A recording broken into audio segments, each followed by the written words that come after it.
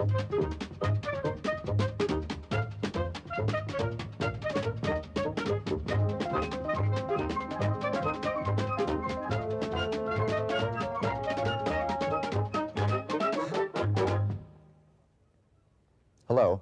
and welcome to what is, in fact, the first show in this new series. I'm delighted to be back with a regular interview program.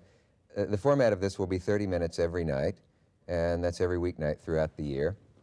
And I'm especially pleased to be doing it in what I think is an appropriate and congenial setting of public television. I look forward to bringing you a season of the best people available, most interesting, most newsworthy, most well, people from all fields, ranging from entertainment to the arts, public affairs, and so forth. And my very first guests are a perfect example. They're two illustrious international stars of the film world, or the filmic idiom, as they say in movie magazines, who are appearing here together, as they often have on the screen, in such films as Tomorrow Marriage and Divorce, Marriage Italian Style, I mean, and many others. Sophia Loren is not only a beautiful and sensitive woman, but in the last few days I found her to be very charming and interesting off-screen, as well as those qualities she has on. Marcello Mastroianni has been able to really span two reputations, one as a matinee idol and one as one of the most resourceful, seriously considered actors in movies, and as you'll see, he manages to do both things off-screen too, be both humorous and non. Ladies and gentlemen, Sophia Loren and Marcello Mastroianni. Yeah.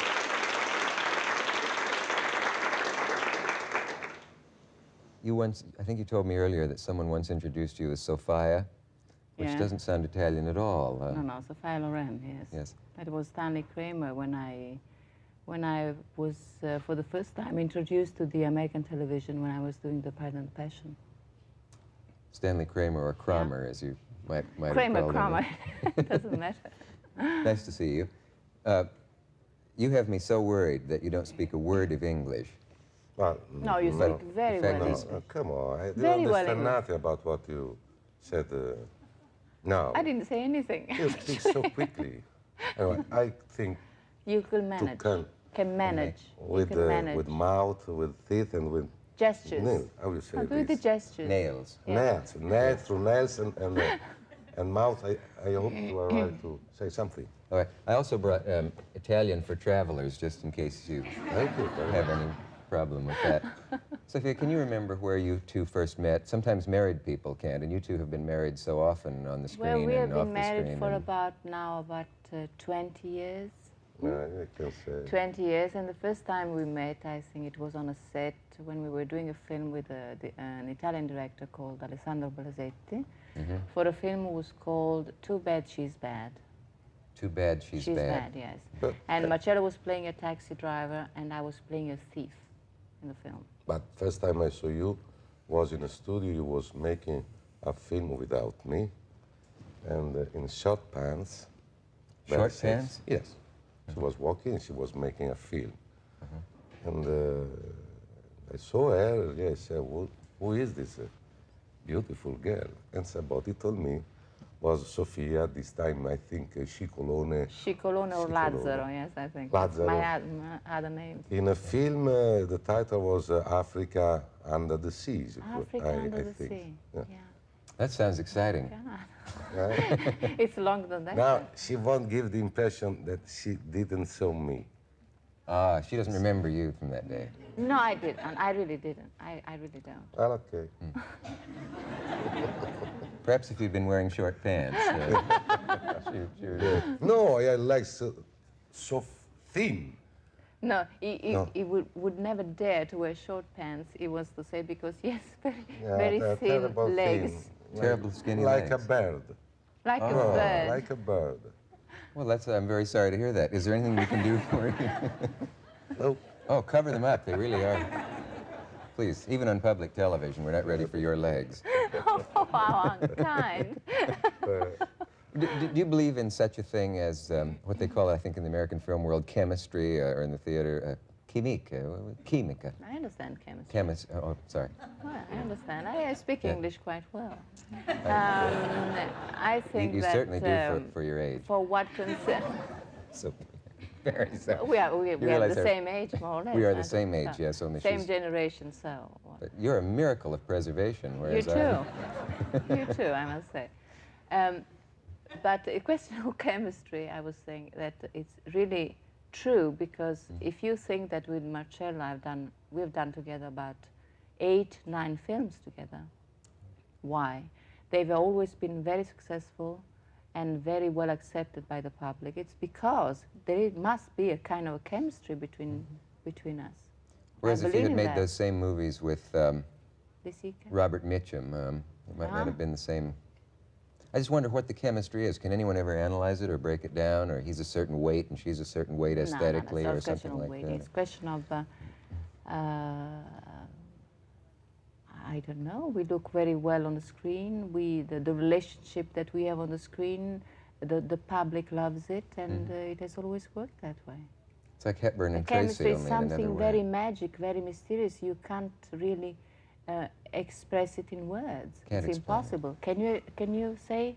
Can No. you tell me what chemistry is? No really? idea. I think it's any more than actors can describe how they got certain effects. You know, you'll ask an actor about a very specific scene. How did you decide to do this? Chemistry means being They don't know. looking good together on the screen, for me. Yeah. I don't know. Well, they tampered with the For us, chemistry I mean, once. for Marcello and I. Didn't they once experiment with you and another leading man for a time, or for one film? Or? But never for so many films like I did Yeah. with Marcello. No. Once you made a film with Vittorio Gassman, an Italian actor. That's right. And my mother, now we start to talk about mother, she said, why are you not in the film? Not to do all films about Sophia Loren. She said, but I don't think it will be successful, this film with Vittorio Gassman. So why you're so silly? Why? He's a good actor. Yeah, but they have the same nose, and so it doesn't work. You mean you want to say that I have a big nose, like, No, big nose. like Vittorio A Gassman? positive nose, a nose with personality. She said, but what means this? The film was not so successful. She need a nose like this. My mother was right. So we know what chemistry is. It's the right noses. Yeah. No. Well, I'm glad we've finally gotten the answer to that. If this series does nothing else, we know the answer to that. As a matter of fact, he has a small nose and I have a long nose. Thank you. No, You know, it's not a quality. Yes, it is. Short nose mean. Is that your real nose? You know what I mean? Yes. I mean, because you're made up now for a film, and I once was with Laurence Olivier when he was made up for a film, and he had a very nice nose, but it wasn't his, and I can't tell if that... No, it's mine. This is the real Mastroianni nose. Sophia, I don't mean this as just a fulsome compliment, although it will work that way too. But why are you more beautiful off-screen than on? I really would like to know, or maybe a cameraman could explain that. And I mean, it's a question of lighting. you're certainly no dog on the screen, as everyone knows. But maybe it depends on but the role I'm playing. I don't know. But What there's kind something- of roles are you talking about?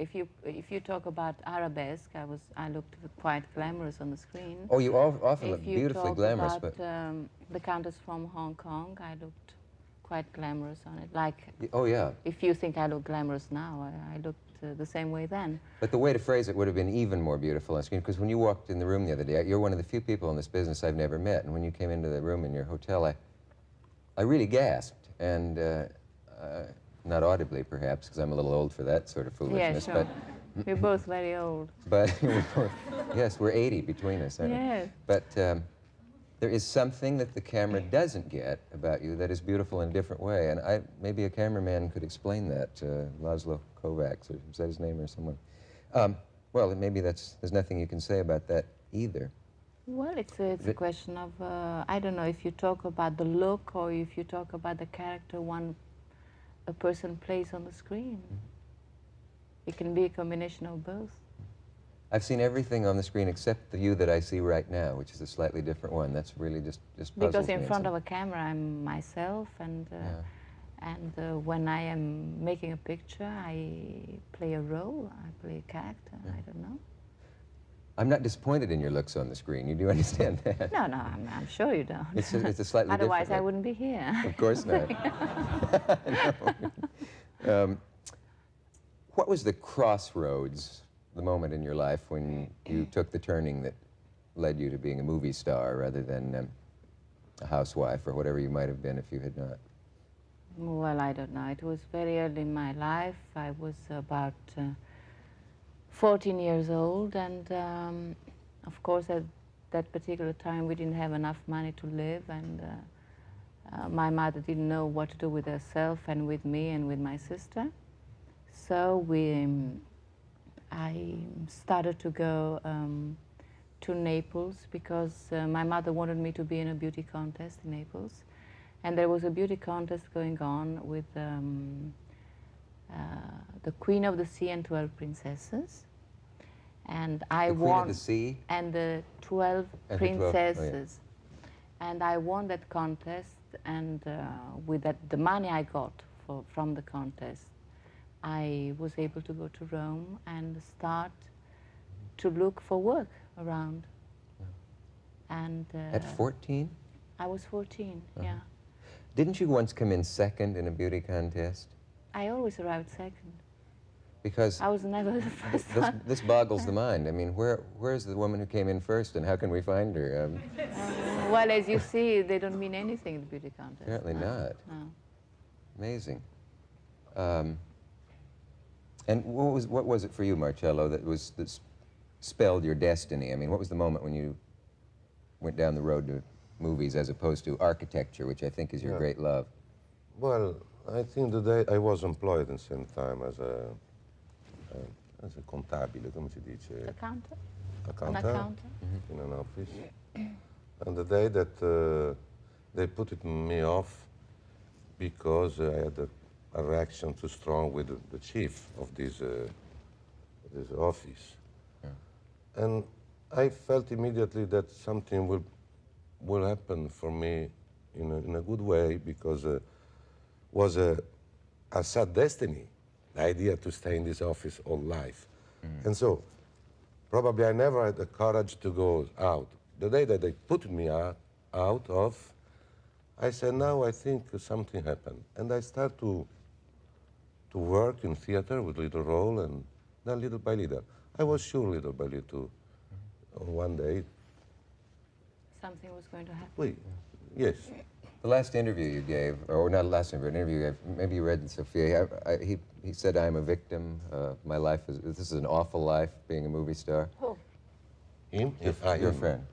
Me? No.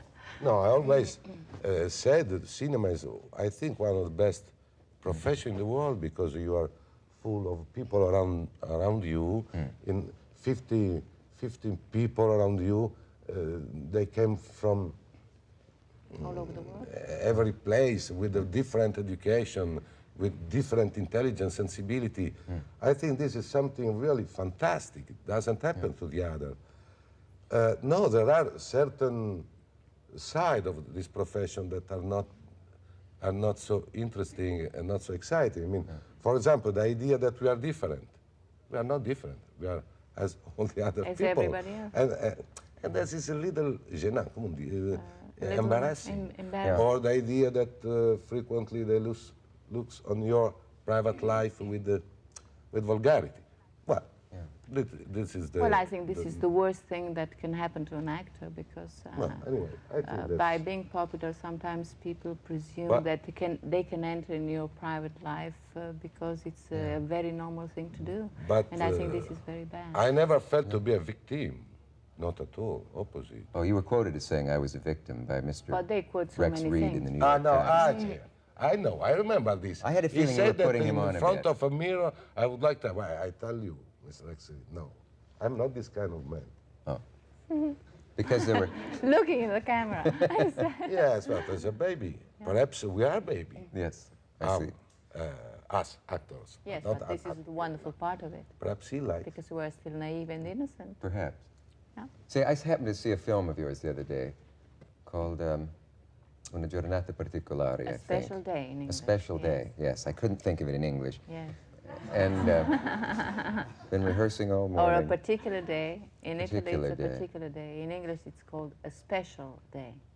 It's embarrassing in my position to have seen a film and not have liked it, and have the star sitting here, which has happened to me before. Yeah. So I'm happy to be able to say that I really enjoyed it. I mean, honestly, say that with my Why, it was why did you like the film so much? Partly because it's not sensational.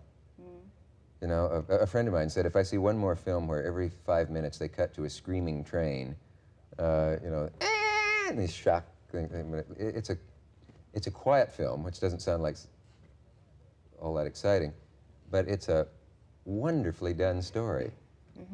In other hands, it would be soap opera, but it's done by masterful actors, masterful director, and it just seems to be a quiet, very moving movie. I found it terribly moving and very, well, beautifully done in every way. I think it's one of the best films that it has ever been made in the last 10 years. When it's not because I'm involved in it, but because I really think that this is the truth. You called it a delicate film the other day. You said you were maybe a little worried because it wasn't so, what, robust? No, I'm not worried because I mean, the picture opened in Paris and it's a big hit in Paris. I mean, and we got great great reviews for the film also. And it opened in Italy and it's doing wonderful business. And I think it's a very particular story, wonderfully done, and for the first time, Marcello and I, together, we play parts that we never played before, on the screen. Completely. Together. Yes. And so I think it's a very touching film, and I think people should go and see it, because it's a picture that you don't see very often nowadays on the screen. You only see picture about erotic films, picture that exalt violence, and this is one of the rare films that talk about feelings, sentiments, feelings. It's a very simple story, and it's beautifully done. Well, that was the context in which you said you were afraid people might think they were coming to see a sensational sex film or something, which I'm it's not just afraid of this film because I think it's unique, really? and if something is unique, they've got to see it. Yeah, I want to see. Shall we talk about the characters a bit, in a way that people who haven't seen the film yet, which would be most of them at this point, would be interested in? You play a homosexual in the movie, and I sort of wish I hadn't known that before I went, but I'm glad I did in another way, because it seemed to me you did the most subtle things in the film before that fact about you was known. You know what I mean? And you sort of straightened up a bit when you went to the door, although you were a little fussy in the way you cleaned up. And I just wondered how you, as an actor, you made these selections. You were straightening your room, and then you sort of went to the door as if you were changing your manner a little bit for the public and so on. Really? It's quite simple. First, we must remember the presence of the director, first thing. Second, I have some homosexual friends, and I am an actor. I observe people, and so I catch some gestures, some looking, physically attitude. And so, as all actors, I try to put all these little details together and build this composition. It's amazing, because you weren't effeminate particularly, but there was a, I hate the word sensitive, but there was something about you that was a little off, and from what we know you of from the other screen roles. It was really magic. I was like, how did you do it? I must work on this character seriously, because we saw homosexuals on the screen. Now it's almost démodé, not fashion, but there is not more the scandal, this curious interest about homosexual. So the risk was to do a little too much, and that's very easy in our profession, especially with this kind of character. Well, we like always make an imitation. A character. In the same time, was absolutely necessary to do something really physically, because the story don't show him in a strange, particular situation, so people understand he's homosexual. Just to do an example, in Bloody Sunday, Bloody Sunday. Yes, Peter Finch, he was... Actually has a love scene with a man. Yes, he was perfect.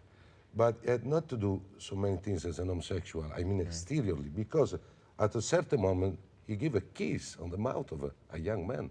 So everything was clear. In our film... Except to the dullest viewer, I guess, yes, at that point it was. But you don't do anything that overt, so can you think of specifically how you altered your walk or your gestures or anything to indicate? Do you want to know how? Can you think of a specific example in the film, or? Well, really, I thought about one or two friends of me.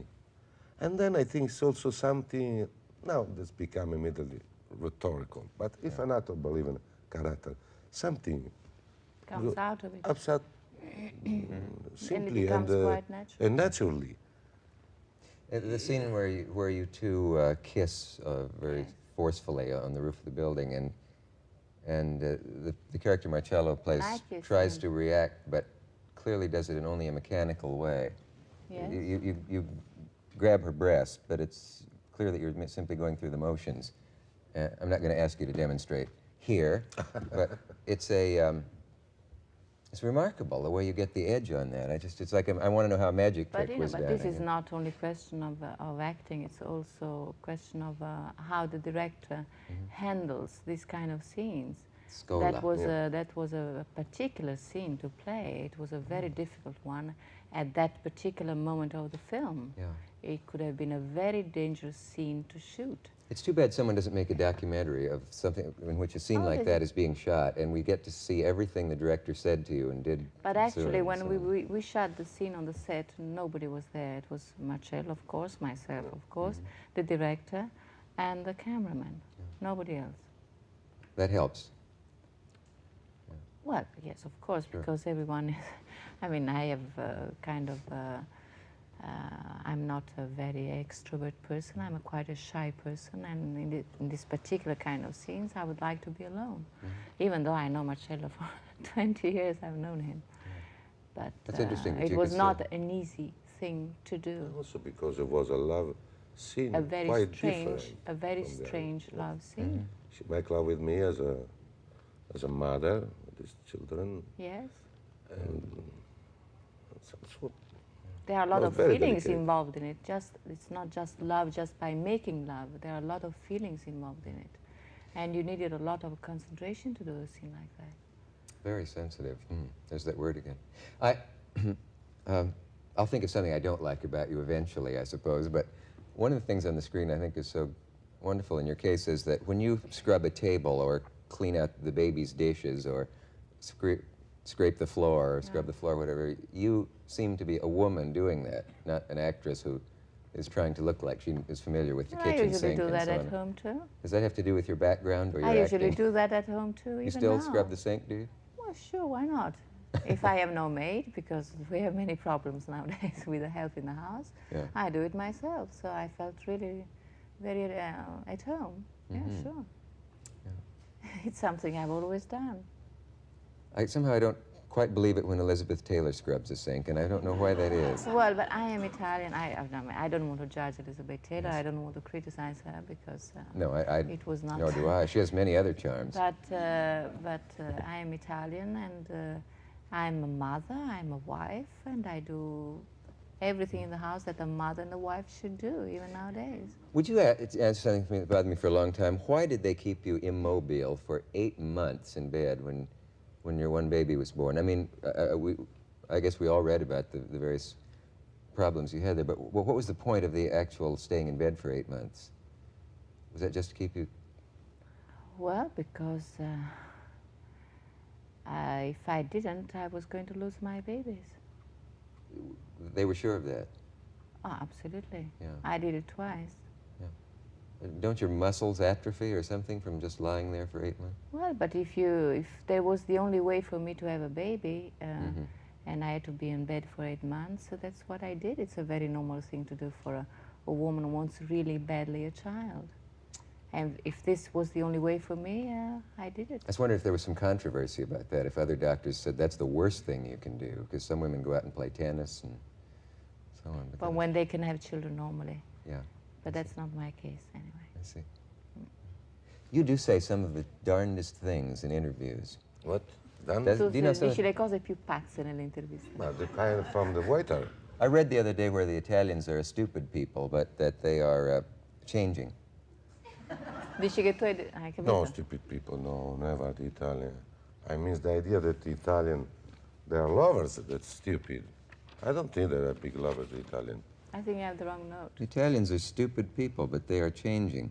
Such opinions have not earned Mastroianni any garlands of praise in his native country. Were you putting Rex Reed on a little bit when you gave that interview? I have a feeling you were having some fun there. In the book, there's the... Dice se stavi menzionando le cose che Rex Reed aveva detto oppure una cosa che tu hai pensato. Not such an important story, Rex Reed. I have a feeling if you had been... Sometime with my English, there is something that I have to say immediately. When we speak the Italian people, us, we use always fantasy images. We are not so. Perhaps who hear me make an interpretation, personal interpretation, don't understand what I want to say or mean. I can't say that Italian people are stupid. No, opposite. They're not stupid, are they? The idea about certain things, probably that this gentleman lady asked me, I think always about love, because this is the obsession. As I said, it's a stupid idea. I think you were having some fun with the interviewer, too, there. It's quite an amusing interview. What happened? I'm sorry, I just missed a time signal, I think. Oh, seriously? I hope you two will be in town again or something. I feel like we've only begun. Please, well, I have to say goodbye for the moment. Perhaps you could stay and we could do something which could perhaps be aired subsequently. By the way, this has been a special day, is the name of the movie we're talking about, and this has been quite a special day for me, thanks to having the two of you here. And all I think I have time for now is say goodnight and, or arrivederci, arrivederla. Arrivederci. And so on, and we will see you tomorrow night. Thank you.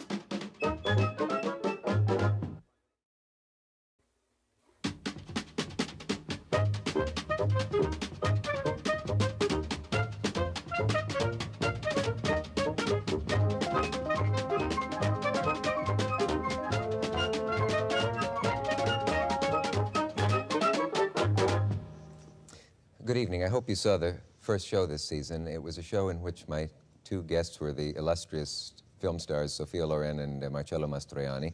And it was a show that I loved doing, but the only thing I didn't like about it was that it was so short. And apparently a lot of other folks thought so too.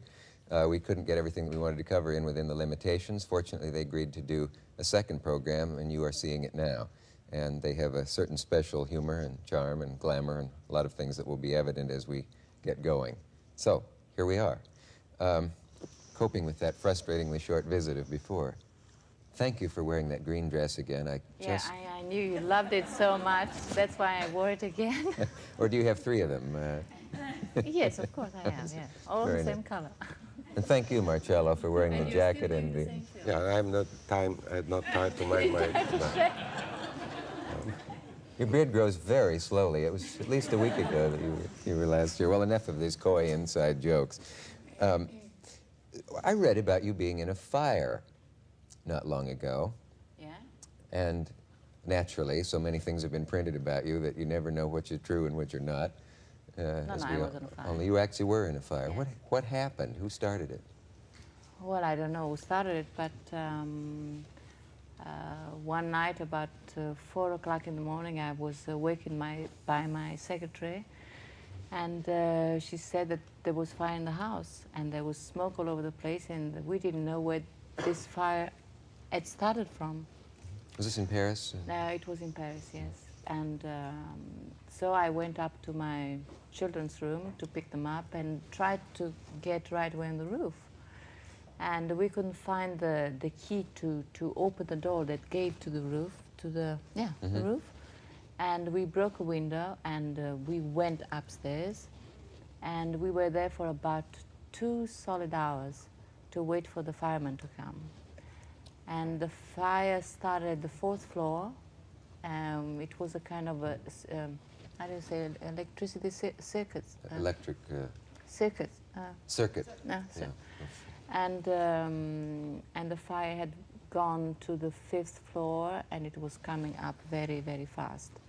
So we were there for about 2 hours, and finally, when the firemen came and they extinguished the flames, we were able to go back to our apartment. Were the children scared? Of course they were. I mean, they realized they're, what, 8 and 4? 8 and 4, yeah. Realized the danger. Yeah. And did it actually cross your mind that this may be the way an illustrious career ends? That I was going to die with my children. Why you didn't call me? You were too far away. You were too far away. Would he have been any faster than the fire department? I don't think so. Do you two work harmoniously always? Or are there blow-ups, as there are with most screen teams? You know, they say even Hepburn and Tracy occasionally got on each other's nerves. No, absolutely not. I mean, when we work together, we are very quiet, very calm. We can discuss a scene in a very natural way, in a very rational way. Right. And, you know, he's like my brother, my husband. He's like a member of my family. Your son, please. My son, you're like my son. Oh, no, it's perfect with Sophia. The only thing that she's always ready. The only thing it is that he never likes to wake up in the morning very early. And I'm always ready at 8:30 in the morning, and he gets very nervous because he starts to really wake up around 2 o'clock in the afternoon. Even though he's walking around earlier than that. Yes, but he just... I don't like to work in the morning. No. She like very much and very early. And when he starts to wake up, I start to fall asleep because I go to bed very early. First day, we start to make yesterday, today, and tomorrow. No. First day, 7 o'clock, ready on a terrace in a Piazza Navona. In a square in Rome. Yeah. 7 o'clock in the morning. And we arrived in the late. Not so much. She was there. No. I never pretended to be nervous. No, and I told her, listen, Sophia, I have a life very complicated. I need to use night. I can be ready 7 o'clock in the morning. I have to sleep. That's right. Well, then everything. Have you tried anything as novel as going to bed early? What did you say? Going to bed early. No. What did you think I said? It's impossible. No, I don't. But he You just can't do it. No. I can't. No, they're both. You know, I wake up in the morning at 6 o'clock in the morning. Yeah. And I go to bed at 8:30 at night. Why? And he does just the opposite. I mean, why, when they're not that's shooting the only thing that doesn't work between us. But otherwise, it's just perfect. Why, if they're not shooting outdoors, do they make actors get up at 6 and 5 and so on? I thought that came from the old days in Hollywood when they needed the sunlight. Well, listen, anyway, even if you shoot inside, you have to be ready on the set at 8:30. Why? Why don't you just rebel? Because of the unions. It's impossible. You start at 8:30 and you finish at 6 o'clock at night. Otherwise, you never work. Elizabeth Taylor doesn't get there till 1 o'clock. But, I mean... I think it's enormous. It's what? From the morning so early until 6 o'clock, I know. 10 hours, 10... I know, but when one works, you have to work, you have to concentrate on what you do, and maybe you should go to sleep a little earlier. Huh? Well, now that we've covered the subject of sleep... Never. Tell me something about Chaplin. Almost anything would be interesting. But you made a film with him. He directed you. Know, Chaplin for me is... And I don't know where to begin, except to ask you, does he direct like other directors? Chaplin is, for me, one of the pillars of our business. I mean, with Walt Disney, I think he's invented our business, our profession. And to work with him was really a great pleasure. He's a very graceful man. He's a fascinating man. He helps the actors very much, and he shows to the actor whatever he wants. Of course, you can never imitate Chaplin because he's unimitable. Inimitable. But he gives you the right idea of what he wants in a scene. Would he actually And say, I want you to... anyway, even if he had given me a telephone book, you know, with numbers, I would have played it, because to do a picture with Chaplin means to enter in the history of the movie business. Were you afraid you might not please him? He chose me for the part. He wanted me for the part because he had seen me in some pictures that I did with De Sica, and he especially loved the film that I did with De Sica called Yesterday, Today and Tomorrow. Do you mean he would actually say... He got the idea from that film to do The Countess from Hong Kong. How would he tell you what to do? Would he say, pick the glass up this way, not this way? He would just do it. He would just do it for you. And did you learn anything from working with him that you could use later? And well, the timing. It was, he had always the right timing, and there was always a great harmony in the scene. The right timing, the right harmony in the scene. And I mean, I can consider it one of the most wonderful experiences of my life.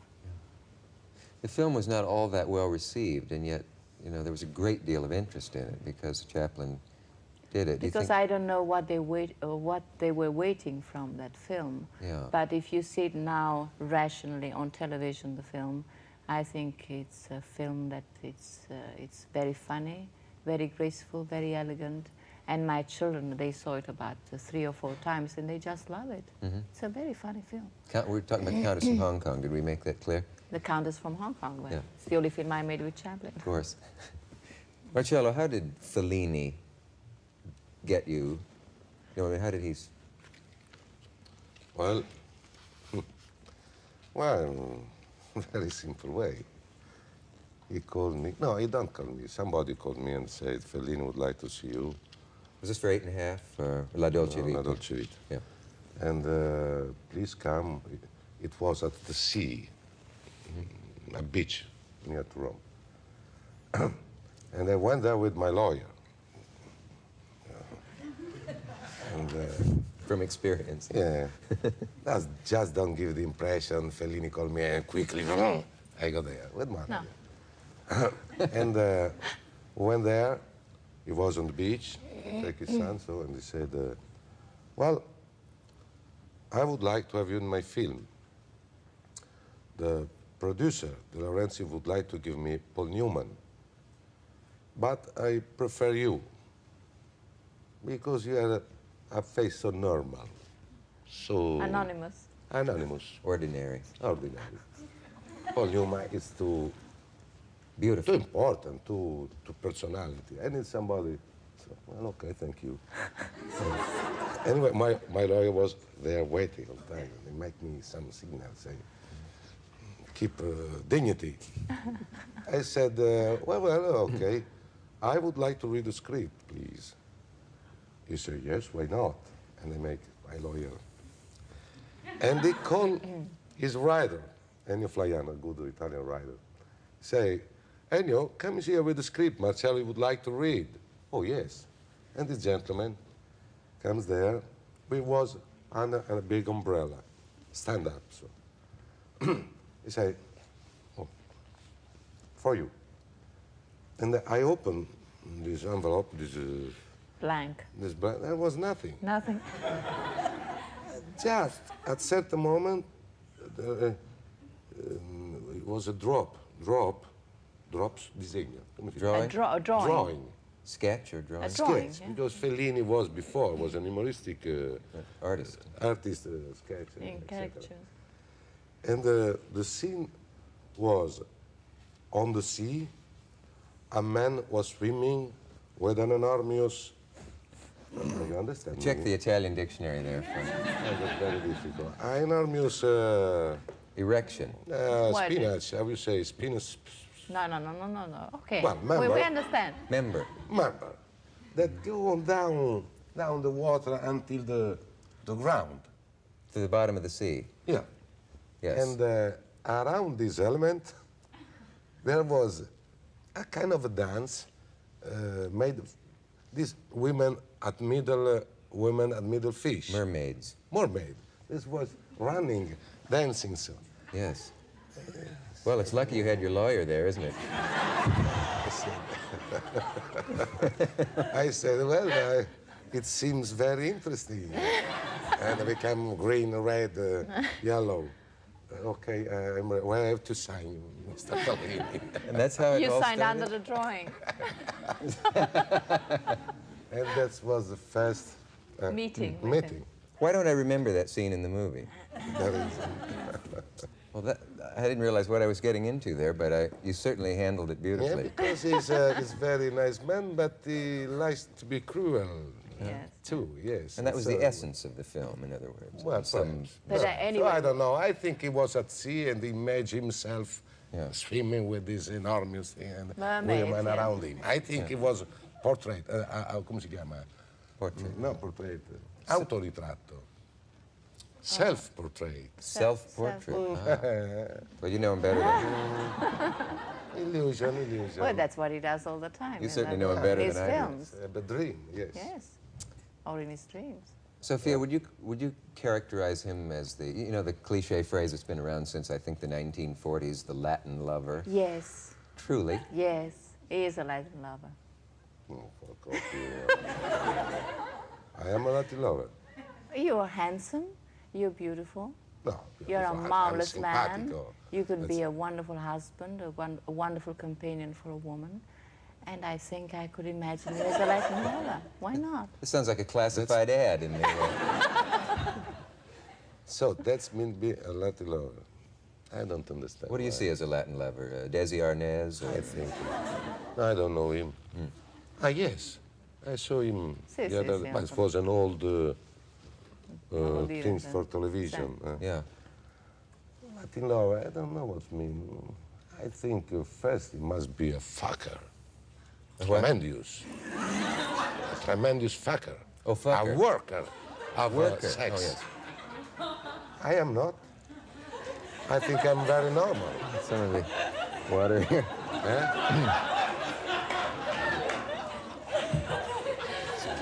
He's really wonderful because he doesn't speak the language very well, and anything he says, Yes, he thinks he can say You wouldn't it. believe what I he thought he thinks he said. can say it. I don't know what got into I it. hear. How do you spell it? I hear this kind of expression. Worker. So Yes, you... a worker of love. Yes. He was using the German... Carpenter. Something like A this. love machine. A love machine. Ah, love machine. Love Yeah. machine. I tell you, my machine doesn't work in this way. Mama. It's not ta-ta-ta-ta-ta-ta, it's tac. Tomorrow we'll see again, eh? You're describing the... So I don't think that's a Latin lover. I am nice with women, yes, gentle. But not infallible. Well, not infallible, very fallible. Are you confessing that... There are specialists, you know, who treat this sort of thing. I think I should go away. Why you give me so I'm blushing. I think I responsibility? should leave. Why you say this? Why you say that I'm Latin lover? That's not true. You know that's For not me, you are a Latin lover, love. true. Okay. Yes. Baby. Do either of you have any hobbies? Anything we might get into here? Say, let's You talk better for... change the Yes, he was using the German pronunciation of W there, and it led to a slight confusion. Sophia, Yes. let's talk about una giornata particolare, or what's it called in English? A special day. Special day. Yes. You'd never know that I speak well over 10 words of Italian, would you? No, but you have your dictionary with you all the time. Oh, it's true. It's still standing there. You know, a lot of people are going to see this as a woman's movie. Yes. Not that a man won't enjoy seeing it. And that would scare me off, if they say this is made as a feminist film, and it certainly isn't. No, it's not. But I don't know if I've ever seen a movie that was more convincingly the plight of a woman who is saddled with family, too many children perhaps, a drab, dull, unimaginative husband who's sexually demanding Yes. when he feels like it, and so on. Do you think that's... And the movie is set in 1938, I believe, when Hitler Yes. came to Rome. Yes. Is that an old problem or a modern problem? Well, I think it was an old problem and also a modern problem because I think there are still many Many Antoniettas is my role in the film in the world today, unfortunately, and many husbands like my husband in the film today too, unfortunately. And the film does not give them really an answer, does it, as to what they can do about that? Well, not really when the film takes place in 1938, but I think that nowadays women are fighting to find their own liberation, and I think that by this fight they are going to find the strength to live their life more fully and to be on the same level of a man as they should be. Well, it also had to do with what a man was expected to be, not just in fascist Italy, but perhaps today in many ways. Your character, who is a homosexual, is carted off at the end, deported. And because he is not a father, a husband, and a soldier, are those the three things that a man is supposed to be, or he isn't a man? Yeah. That's, I think, it's important to remember, to remind to the people that we still be racist. Racist, the right word? Racist? Racist, yes. Yes, in a many way, not just in these two ways that we show in the films. I think that's important. I mean bigotry against various types of people as well as nationalities. Like, was it illegal to be homosexual in Italy? No, they was sent it in an island. Exile. Workers in the mines. Yeah. I remember this. I was a young boy. I had a few times said, they send homosexual to work. Carbonia. This is the name of this village. Where they it's a kind of work exile. In esilio, exile. Yeah. To work in the mines. Yeah, I think that's horrible. Right. An homosexual. But it was forbidden at that time. It was forbidden to be an homosexual at that time. Well, there was the exaltation of a man. Of the male, full of, and also the other most important muscle. To make many children. Make many children was, I think, very disgusting, all this. A man must be respected for his spiritual quality, not for he do in his life, in his private life. It doesn't concern us. I was at Dachau once, and I noticed they had, in one wall, they had a category of the people who were executed, and it wasn't just Jews and Catholics and gypsies that everyone knows about, but there were about 20 other categories, including homosexuals, people who had named their dog Adolf, dozens of things, you know, and the idea that, and yet everyone knew that the German High Command was, in many cases, homosexual, but that it was illegal, subversive to be, apparently in Italy and in all fascist... oh yes, in all that period. It lasted about 30 years. Yeah. And what's interesting, the thing that is not showed as an anti-fascist. Anti-fascist. No. He's just an homosexual. They make his profession well, but they don't like this. And so there is a nice line when her character, she tell me, well, I think that if they put it off from where you was working, you was working at the radio as a speaker. He was fired from his job for being homosexual. Evidently, probably you are really anti-fascist. And he said, I'm not anti-fascist. The opposite, perhaps the fascism is anti-me, anti-myself. They're against you rather than you against them. Well, yeah, it's an interesting point. A woman like the one you played in the movie would be the sort of woman who would envy the life that you have now, wouldn't she? I mean, she would say, my God, there goes... You can picture Sophia Loren walking by outside this squalid kitchen. Well, when you talk like this, really, I envy myself for being myself. Do you feel lucky? Lucky? Lucky, yeah. Well, I mean, lucky to be who you are, and also lucky that you got where you are. Well, it's not like what they write about me, about the Cinderella story, you know. She became a wonderful actress just with a... Magic. Like a fairy with a magic stick. I like when I read that. I get very romantic and very sentimental about it. But the truth is that I think that the steps of my career have been really very hard. I really worked very hard for what I have. I sweat all the time in my private life and in my professional life. And if I have to look back, I really have to say that I deserve what I have. Because I worked very hard and I had a great ambition to arrive. And of course, I have been very lucky too. It would be really unjust to deny it, but I was ready to take the chance I had. Yeah.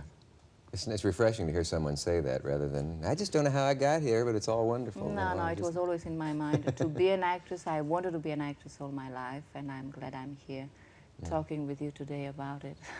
I am too.